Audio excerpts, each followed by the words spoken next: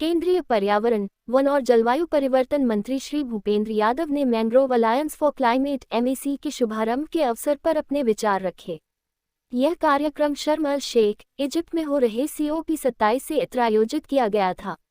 इस कार्यक्रम में संबोधन देते हुए श्री भूपेंद्र यादव ने कहा, मैं संयुक्त अरब अमीरात UAE की जलवायु परिवर्तन एवं पर्यावरण मंत्री माननीय मरियम बिन्त मोहम्मद अल महेरी और इंडोनेशिया की वानिकी एवं पर्यावरण मंत्री सिटी नूरबाया बकर को इस कार्यक्रम की मेजबानी के लिए धन्यवाद देना चाहता हूं, जिससे प्रकृति मां के चमत्कारों में से एक मैंग्रोव के वैश्विक उद्देश्य पर काम करने के लिए दुनिया भर के देशों की एक ही जगह उपस्थिति संभव हुई है।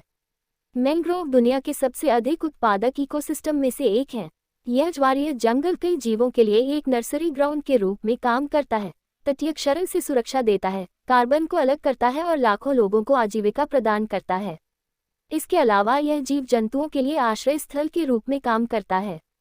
मैंग्रोव दुनिया के उष्णकटिबंधीय और उपोष्णकटिबंधीय क्षेत्र में फैले हुए हैं और 123 देशों में पाए जाते हैं। मैंग्रोव उष्णकटिबंधीय में कार्बन के लिहाज से सबसे समृद्ध वनों में शामिल हैं। इनकी दुनिया के उष्णकटिबंधीय जंगलों में अनुक्रमित कार्बन में 3% हिस्सेदारी है। मैंग्रोव कई उष्णकटिबंधीय तटीय क्षेत्रों का आर्थिक आधार हैं। नीली अर्थव्यवस्था को बनाए रखने के लिए स्थानीय, क्षेत्रीय और अंतर्राष्ट्रीय स्तर पर तटीय आवासों, विशेष रूप से उष्णकटिबंधीय देशों के लिए मैंग्रोव का स्थायित्व सुनिश्चित करना अनिवार्य है। उल्लेखनीय अनुकूलित विशेषताओं के साथ मैंग्रोव उष्णकटिबंधीय और उपोष्णकटिबंधीय देशों के प्राकृतिक सशस्त्र बल हैं। वे समुद्र के स्तर में वृद्धि जैसे जलवायु परिवर्तन के दुष्परिणामों और चक्रवात एवं तूफान जैसी प्राकृतिक आपदाओं के बढ़ते मामलों के खिलाफ लड़ने के लिए सबसे अच्छा विकल्प है।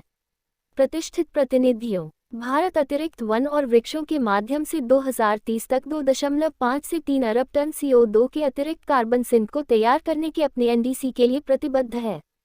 हम देखते हैं कि मैंग्रोव में वातावरण में बढ़ती GHG सांद्रता को कम करने के लिए खासी क्षमताएं हैं। अध्ययनों से पता चला है कि मैंग्रोव वन भू उष्णकटिबंधीय वनों की तुलना में 4 से 5 गुना अधिक कार्बन उत्सर्जन को अवशोषित कर सकते हैं।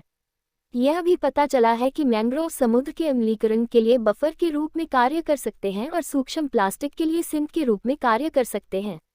विभिन्न देशों के लिए मैंग्रोव वनीकरण से नया कार्बन सिंक बनाना और मैंग्रोव वनों की कटाई से उत्सर्जन को कम करना अपने NDC लक्ष्यों को पूरा करने और कार्बन तटस्थता हासिल करने के 2 व्यवहार्य तरीके हैं। मान्यवर, भारत प्राकृतिक इकोसिस्टम के संरक्षण और बहाली के लिए प्रतिबद्ध है और मैंग्रोव के संरक्षण और प्रबंधन की दिशा में